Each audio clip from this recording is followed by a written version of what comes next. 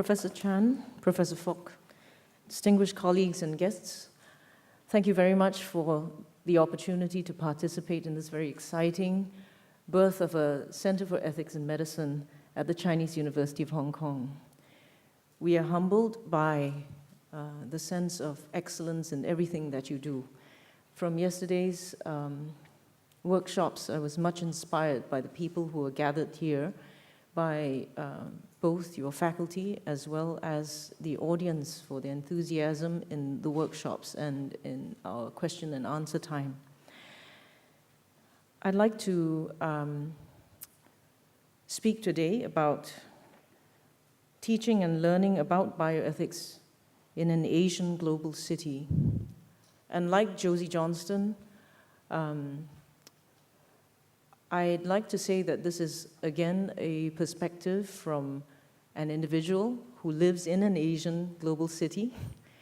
I'd like to share a little bit about the experience of what it has been to be engaged as a person who was trained in moral philosophy, both at the National University of Singapore and at the University of Oxford, to look at a relatively new discipline, the discipline of bioethics, and to understand what this field entails and what it means to work in an interdisciplinary way, which is entirely necessary in this emerging field. Also to understand what it is to work in applied ethics. Is it a matter of taking moral theory and applying it like a cream onto the setting of medicine, or does it involve more than that? So today, the presentation that I will give of the projects of empirical ethics research, as well as the educational project of the Casebook, speak a little bit about my own journey as a person who has tried to learn what I believe needs to be learned as a person who would teach bioethics at a university to medical students. If I may, I would like to play a little introduction to the Casebook.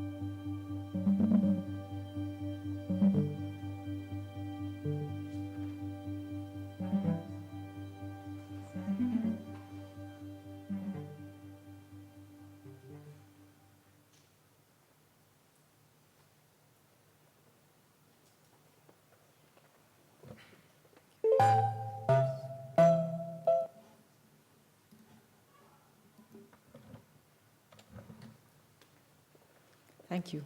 As the last line of that introductory video says, let's make a start.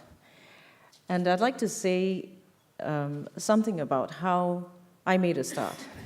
As the Center for Biomedical Ethics at the Yong School of Medicine in the National University of Singapore began in September of 2006, I joined the faculty of the center under the leadership of Professor Alistair Campbell in January of 2007, together with a colleague from philosophy.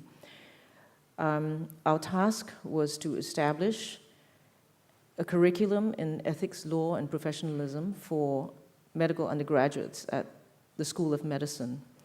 This was a challenge, and I took it up gleefully when the head of philosophy asked if I would like to apply for that job.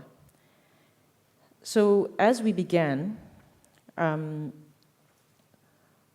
asked myself what my challenges were. I realized that I knew nothing about the field of medicine. My husband's family are clinicians, but that's about all of the engagement I had in medicine. I was a bit of an oddball at the dinner table every evening. They would be talking about their patients. They would be talking about their frustrations. And I thought to myself that this is a time that I need to find a way to learn. I need to learn about the milieu that I was going to enter into. I need to understand what my role might be among the clinicians, the clinician teachers, and medical students. So this is what we decided to do. The online Casebook project is something that has a history. This is an educational project that we wanted to put out, and I will explain why it took the form that it took. We were fortunate really quite early, very early in the establishment of the Center for Biomedical Ethics to be associated through Professor Campbell with the Hastings Center. The president of the Hastings Center had introduced Professor Campbell to the National University of Singapore, and so Professor Campbell had already established 3 bioethics centers, so we were in a very good place with Prof. Campbell as our guide on how we should establish the curriculum. In addition to this, we had 3 clinicians who had, on a voluntary basis, gone to undertake training in bioethics on their own.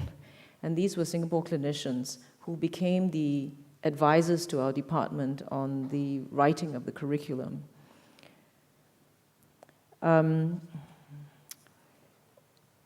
Over time, we also consulted frequently with our friends at the Ethos Center at Oxford, first with another government-commissioned project for training healthcare professionals in Singapore. So by the time we had got our undergraduate program going and we were prepared to undertake research together with the clinician community in Singapore, we already had very able partners and friends in other bioethics centers in the world. In the Casebook project, this is a picture that shows you the kind of engagement that we undertake with clinicians in Singapore. The reason that we think it is important to engage clinicians in this kind of undertaking is that as we established a program of teaching for undergraduates, we realized that there were a great number of clinicians who were curious about this new program at the School of Medicine. many of the clinicians were keen themselves to learn about how to teach ethics. And sensing this kind of interest, curiosity, we decided that it was important to engage the teachers. Eventually, the aim was to build capacity within Singapore for clinicians eventually to become the medical ethicists and scholars in medical ethics in the country. So this is the kind of start that we envisaged, that we had to engage the teachers. The project was enabled by the Lien Foundation. And the history of the Casebook project, part of its history had to do with one of the first projects that I undertook in my own research, apart from teaching in the undergraduate program, an empirical ethics project called What Doctors Say About Care of the Dying. As a person who was trained in philosophy, I knew that in order to undertake a project like this, in order to understand and speak to and interview doctors, I needed the aid of a medical sociologist. And one of the visiting fellows who had come through our department and spent 2 months with us was Dr. Jacinta Tan. Dr. Tan is there, featured in the picture. She was trained in medicine for 10 years. She was trained in medicine at the National University of Singapore, and eventually went on to do a degree, a DPhil in medical sociology at the Ethos Center, and practiced for 10 years as an child and adolescent psychiatrist in the UK. So I invited her to embark on this project, an empirical ethics project on care of the dying.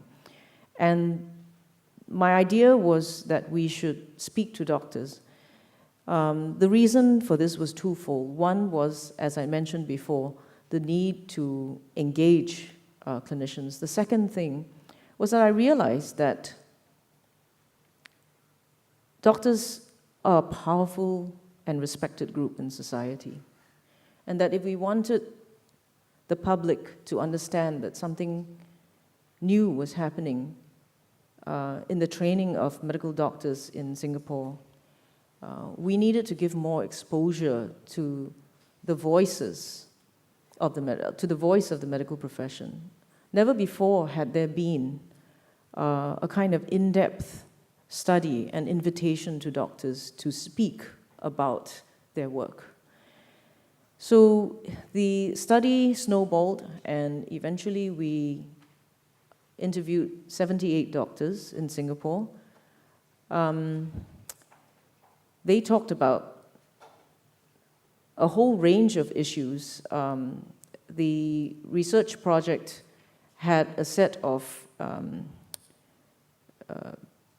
research questions that we were undertaking, and the richness of what they told us can be seen in the following.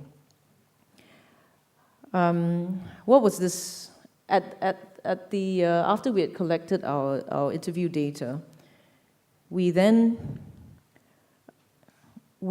performed an analysis on the themes that emerged, and we produced a lay report, which was widely available online and in print, and copies were lodged in the National Library.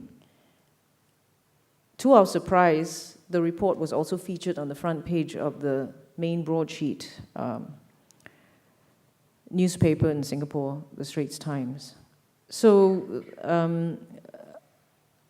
this lay report was written such that non-experts would be able to access the contents of this report. So there was a clinic assistant in my mother-in-law's clinic, for example, who came up to me and said that the report was easy enough for herself and her family to read. And the things that she said to me in regard to this was that we see our doctors, but we don't know very much about how they think of us as patients, what they regard to be their responsibilities for our care. And she said it was an eye-opener for me as a patient, as a clinic assistant who works among lots of doctors every day, to hear the voice of so many doctors talking about their patients. So the themes, as I said in the report, looked at the concept of the end of life and its significance. We asked people what they understood about the term end of life, and the significance of this and what the role of the doctor was. Included among these things, we found out from the doctors that religion in a multicultural and multi-religious society as Singapore has a very great influence in the understanding of what the end of life means. We also looked at societal attitudes, the willingness or the unwillingness to talk about issues of end of life, the issues with regard to government involvement in legislation such as the Advanced Medical Directive, and how the public views this and how doctors view these initiatives. We also looked at family cultures at the end of life, the discrepancy between Singapore law and medical practice. And what is also, as we learned, is common here in Hong Kong, the kinds of family patterns of disclosure and decision-making, both in elderly patients as well as with younger patients and children. We found that the pattern really is that often families come together and the diagnosis is revealed first to family members. And often the patient is the last person to know what their diagnosis is. This was an issue because our laws really come to us through the tradition of British law. So the idea of patient confidentiality, of consent to treatment, became a problem through this kind of pattern of disclosure. So we asked ourselves, we asked the doctors what they thought about this, and we heard some common opinions about the nature of the local culture, the pressures to collude with families in withholding diagnoses from patients. Otherwise, families would just take the patient out of the hospital. They would say, you don't know how to practice medicine because you don't understand that my father, my mother would be too upset by this diagnosis. So things like that were surfaced. In addition to this, we also found many doctors telling us, pediatricians, telling us that a child in Singapore has very little voice in their own healthcare. Even older children who have the means to understand something about their treatment, who have preferences to express. So the voice of the child is not often heard in healthcare practice in Singapore. We also looked at the role of finance in family decisions. We heard about the issue of the payer, who sometimes is automatically regarded as the decision maker, even though that person may not be involved in the day-to-day care of the patient. We heard of elderly patients who are reluctant to express their own preferences because they are not paying for their own health care. And this is a direct consequence of the healthcare savings arrangement that is family-based in Singapore. We are allowed to share our Medisave accounts within the immediate family. So because of this, children often pay for their parents' health care. Consequence of this is that there is a reluctance to be too assertive about the kinds of treatment preferences that the patient has, particularly elderly patients, a kind of embarrassment at burdening family members. So we also understood that it is a direct consequence of infrastructure as well as healthcare policy that drives this sort of behavior. And then from that point on, we also looked at the data and heard the doctors express their dismay at the way that healthcare is organized in Singapore. Very weak primary care, unsubsidized, barely subsidized community health care, highly subsidized care in acute hospitals, which drives people to check themselves into A&E and to get the kind of treatment that is more than what they need. And so the result of this was excessive spending for healthcare and treatment that patients don't really need. We also looked at some of the transition issues, how people transition from acute care into the community, but the barriers to transition into the community because of the healthcare financing system, and also, apart from that, the lack of a primary care doctor who becomes a care navigator, who should be a care navigator for the patient. Patients tended to be very confused about different elements of the healthcare system, which doctors described as being in silos. Doctors also talked about the lack of connection between care in the acute hospital and care in a community hospital and a nursing home and other step-down facilities. So very often information was not transmitted adequately. Often there was no communication. There was no passing on of an understanding of the patient who had started in care in one place and had moved on to the next. We also saw that highly subsidized care, primary care at the polyclinics resulted in overcrowding of the polyclinics.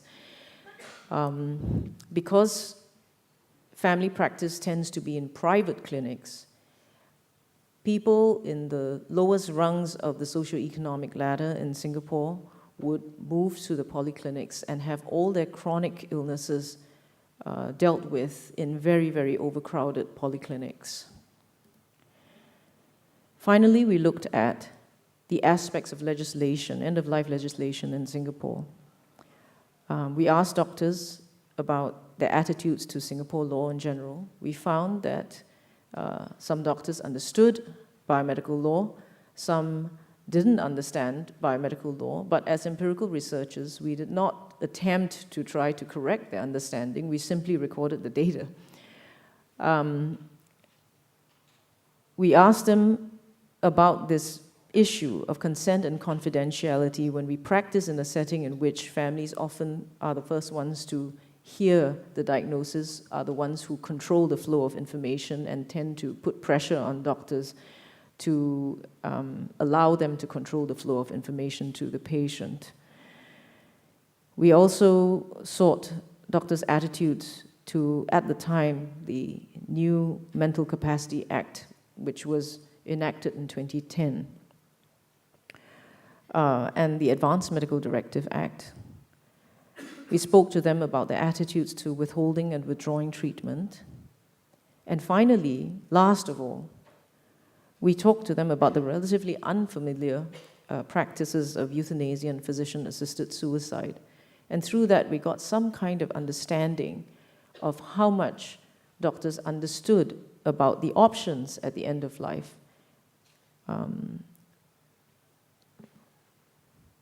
We realized that at that time, palliative care and various palliative care options were quite poorly understood among doctors in Singapore.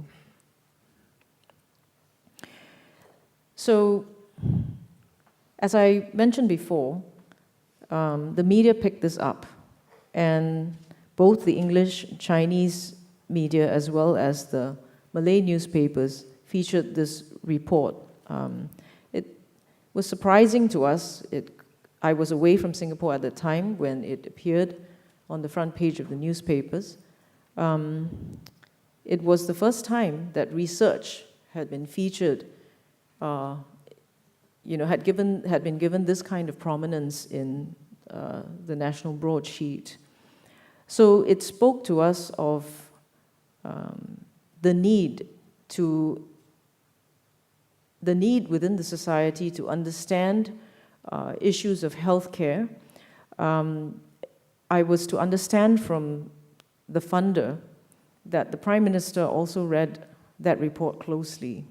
This was after his National Day rally speech when the report was launched, and he had announced that the Ministry of Health was going to implement changes in the subsidy structure.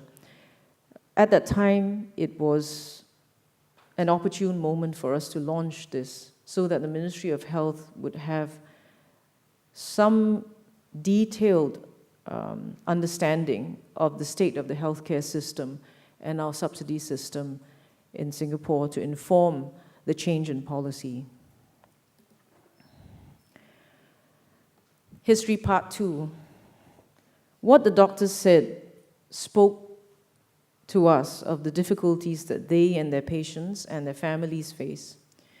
The doctors frequently also express what is sometimes termed as moral distress, which is seeing what the right thing to do is, but being prevented from doing the right thing because of various kinds of institutional barriers or personal barriers, such as the need for training and need for understanding, barriers in law and policy, and so on. Here are some examples of where what were the causes of their moral distress. They had day-to-day conflicts in their interactions with families of patients. They had moral distress over the resource issues when it comes to the inability of patients to pay for community and healthcare and social care because of the subsidy structure. They had issues with the way that policy and law are not a good fit with everyday medical practice with regard to, for example, issues like consent and confidentiality, the inadequacy of the Advanced Medical Directive policy in Singapore, and the low take-up rate of these provisions for end-of-life care planning. And of course, existing healthcare structures and supports, they knew could actually lead to a situation where families are bankrupted because of the need to provide very expensive end-of-life care for their families, and the shortage of nursing homes, affordable nursing homes, the loss of career opportunities in caregivers who give up their jobs in order to deal with a catastrophic illness at home. They also spoke to us of the dependence in our society on domestic helpers, foreign domestic helpers, and how they felt about that. How they felt about the treatment of domestic helpers who have to undertake a great burden of health care for the elderly and the dying. So because of this, the next logical step we felt, or I felt, was that we have to deal with this moral distress. When we introduce a program of medical ethics in the medical school, when we train the tutors, when we conduct this research, and this is what we hear, then we have to be part of the provision of the solution. Because in fact, when we have introduced ethical obligations into people's consciousness and awareness, it then creates an understanding of what professional and ethical obligations are among healthcare professionals. But it's no use if they know what the right thing to do is, but they can't do it. So as a result of this, we felt that as an academic institution, we have a responsibility to continue through with the educational process. And this time, the focus would be on the continuing professional education of healthcare professionals. What would it take for us to do this? Well, the strategy was this. I felt that there was a need to deepen the analysis of the ethical issues and challenges. So at that time, we turned to our longtime colleagues from the Hastings Center and the ETHOC Center and invited them to come and discuss a proposal to be put to the foundation for the next project. We decided that it was a project in which we needed to engage the healthcare professionals again. And this time, because of the vision of eventually developing medical ethicists within Singapore, among the doctors, we felt that the time was right to get to know more of these doctors and to invite them to write about issues in an ethics casebook, to write for us. We also needed to understand adult education and how healthcare professionals access learning in their setting. We knew that doctors are terribly busy people and may not always have the opportunity to attend a formal course. So the platform on which we were to do this was also an issue to discuss. Finally, we recognized that there was a need to acknowledge the difficulties that doctors face, to acknowledge together with them, and to work together with them to find the solutions. The reason for this was to educate for change, because we will never live in an ideal world, but when we are involved in the process of change, that is a source of relief of our moral distress, because we begin to be able to do something to shape our own destiny. This was the process that we undertook. It was an intense undertaking.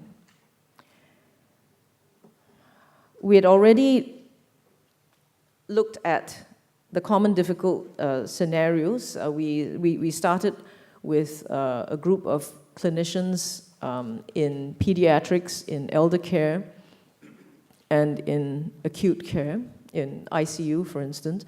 We gathered this group of clinicians and we asked them, can we talk to you? Can you think about 2 or 3 of the most difficult but commonly occurring and recurring difficulties that you face in the care of patients? And so like this, we started by gathering a set of initial scenarios. Then we set up a series of workshops. We had an elder care workshop, a pediatrics workshop, an ICU workshop, where we test run this set of cases with larger groups of pediatricians, geriatricians, and ICU and emergency department clinicians. Meanwhile, at the Hastings Center, we paid a visit there and spoke to the director of new media, who began to think in terms of the interface of the wireframe of the website and how information was to be set out. Then we returned to Singapore and realized that we need, and knew that we needed to understand more about the social background, the legal background, religion, and the educational needs of junior doctors.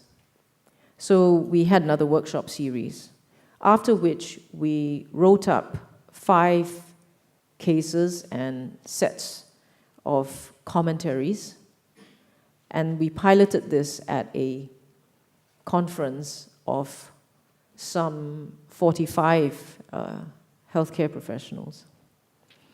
Subsequently, we then wrote up the rest of the cases, in total 12 with its modules, and began to think of the people that we had worked with, who would we like to invite to be clinician authors, to provide clinical perspectives as kind of role model advice to junior clinicians who would come to this material.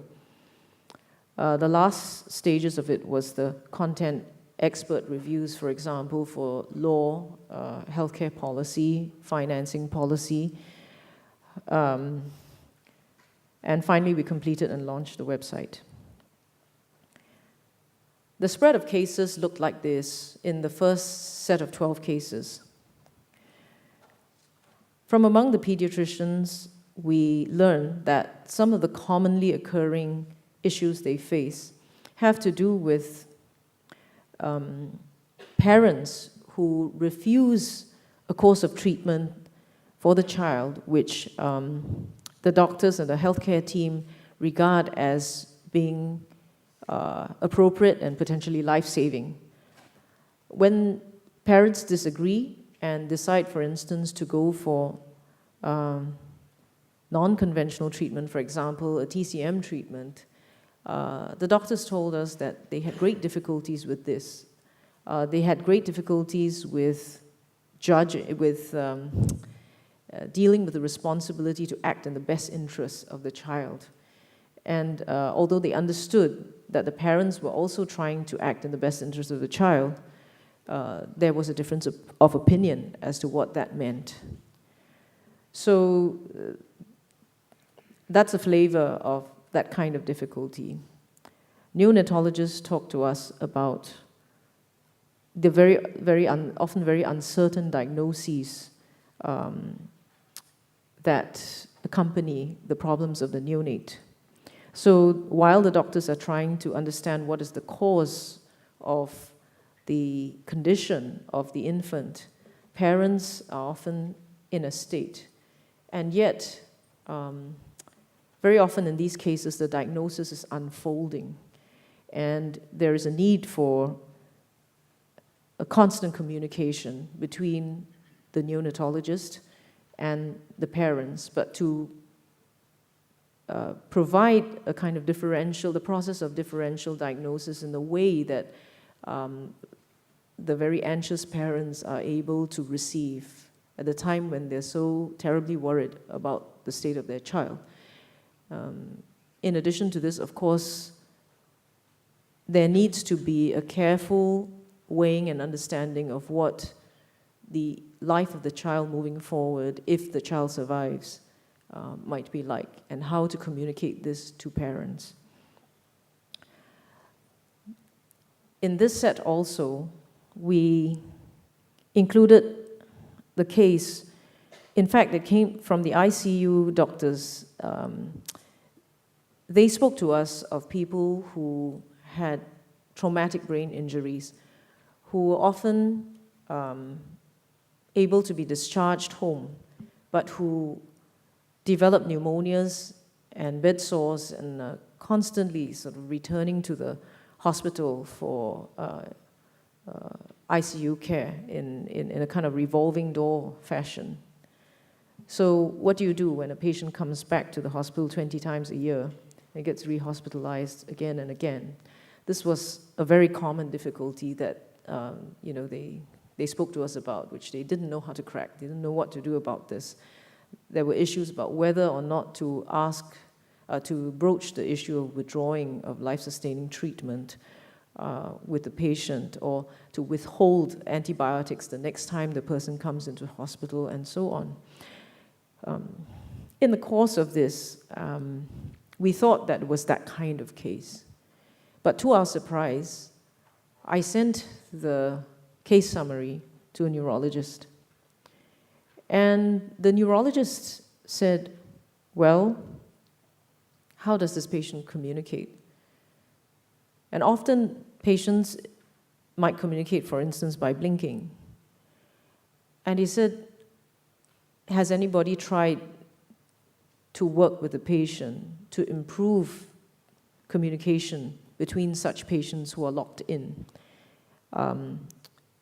and to ascertain whether the patient has preferences? So we deliberately then set the age of this patient. By the time he was cared for 2 years, he turned 21, which was the age of majority in Singapore. So the issue of ascertaining the mental capacity of the patient became an issue, became something that we wanted to throw to the audience. And I remember when I had spoken to this neurologist, I then phoned up the team and said, we thought it was this kind of case. And now I'm seeing that there is another issue that's being raised by the neurologist here, the issue of the person who is locked in. Have we made enough effort as a advanced healthcare system with the means to introduce ways of communicating with locked-in patients, to see where is the person who is trapped in this body? And I began to think we need to impress upon, we ourselves need to understand what it might be like if we were locked in and others were making this decision for us. Already the condition of being so incapacitated must be so frightening, let alone the idea that none of your preferences are ever sought, and that everyone is making the decision on your behalf about whether or not to withdraw life-sustaining treatment, whether or not to, whether or not you should continue, in the life that you have. So this spoke to me about the things that we often discover that are new, that we hadn't anticipated before. So here are the cases in the casebook. We put faces to these cases, and the feedback from people has been that it has, the photographs themselves are very gripping. The photographs themselves speak of the real people that the clinicians are talking about. Then we looked at adult patients. So when I studied the final set of cases, I realized that we had looked at the problems of single people, of divorced people, and people who have continuing family needs, family responsibilities. Well, of course, including the divorced person has family responsibilities, and the single person as well. We had in the mix an end-stage cancer case, a case of a person who is in a minimally conscious state, whose spouse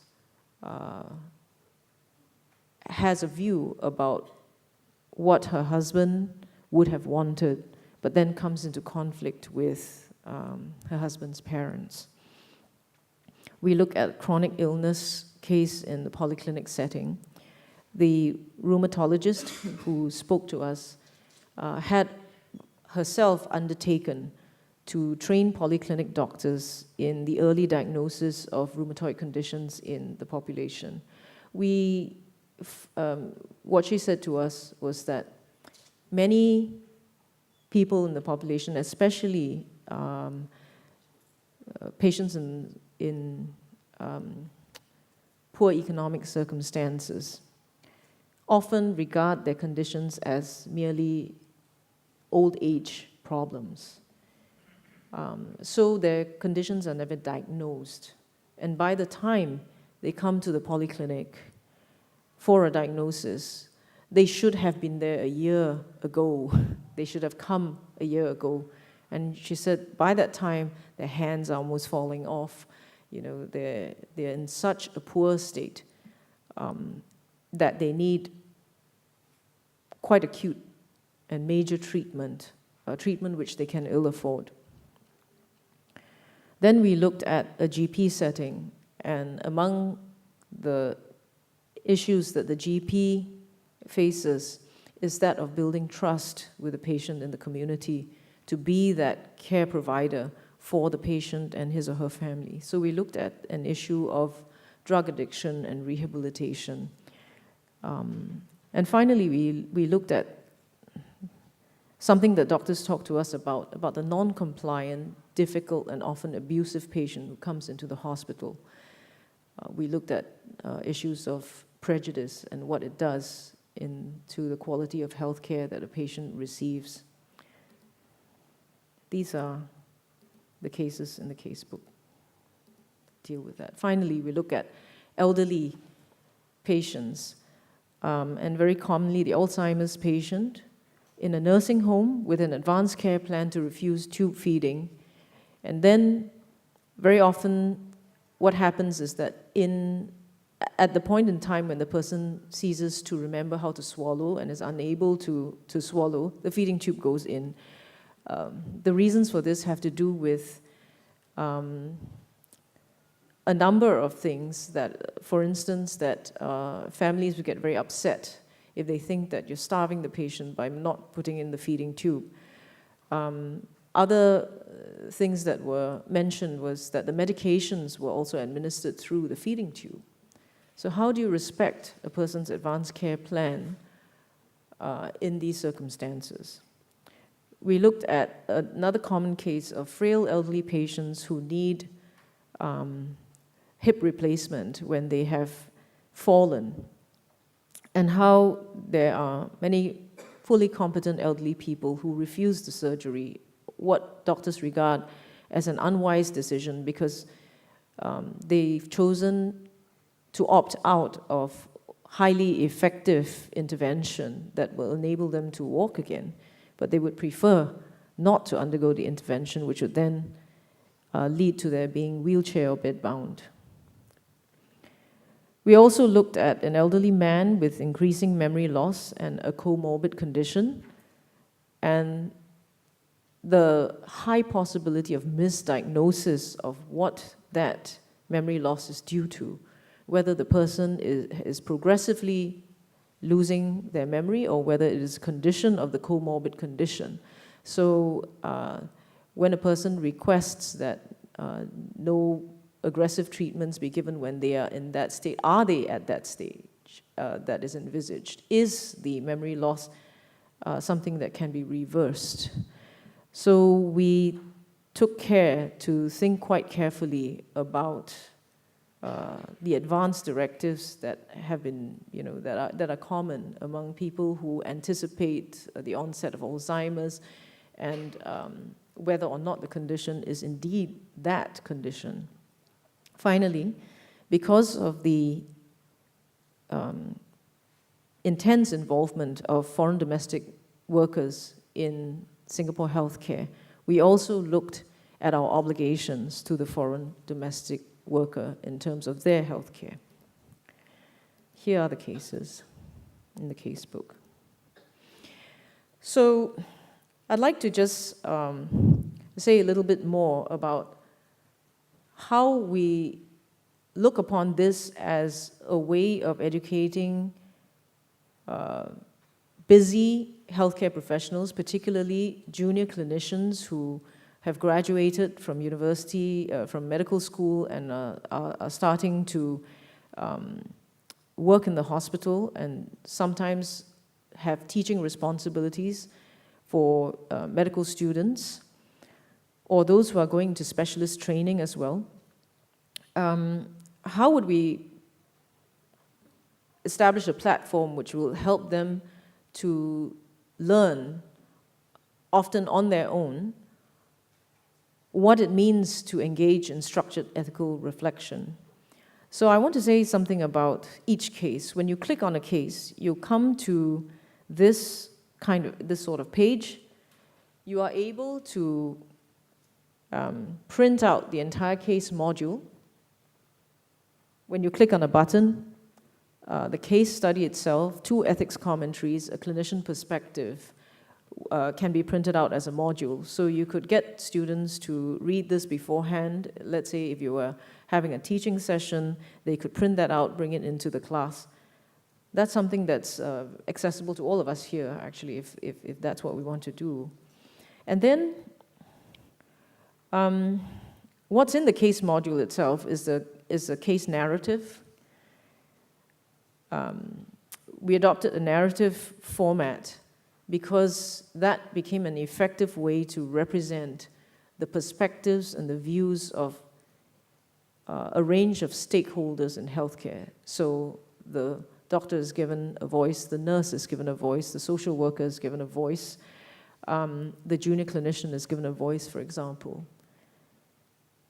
And then, apart from that, we have 2 ethics commentaries. You will see that very often, one is a specific ethical issue that we've decided to highlight, but of course there'll be more than one ethical issue.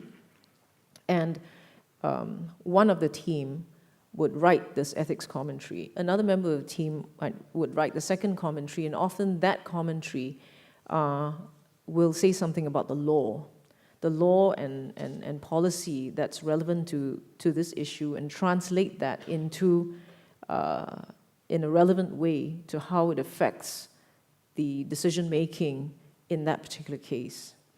Finally, as I mentioned before, we also invite a physician with relevant experience to offer a commentary. On the right-hand side, you'll see that we also group the cases in terms of topics.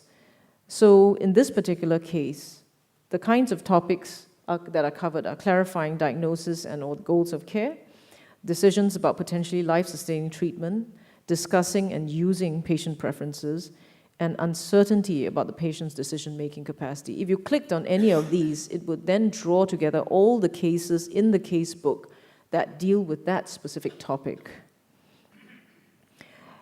Further down the page, we have related backgrounders, for example, giving an overview of the key aspects of Singapore medical law, such that we can understand the requirements of consent, for example, and mental capacity. For each case, we also have proposed questions for reflection, so that the teacher will may be able to pick 1 or 2 of these questions in relation to the case and start a discussion. In addition, of course, and Dr. Michael Dunn will speak more about this teaching and learning guide which he authored in the casebook. And this teaching and learning guide provides a step-by-step approach to the framing of ethical arguments. Suppose you were a clinician who doesn't feel particularly confident about teaching about ethical reflection. We've also included a video here under related media, which you could play. It's about, it's between 10 and 15 minutes, about 12 minutes. You could play that video to the class and say, here is a way in which we can go about thinking about an issue. And in this case, it's about the issue of truth-telling. So Dr. Dunn wrote the script for this, and the video was made by Jacob Moses. So this is or if you would prefer, you could conduct the class or a brief introduction to ethical deliberation by use of a slide set that's also available there. So I've come to the end of the presentation. I just wanted to take us through this so as to understand that the process by which we engage clinicians itself is the product. Thank you very much.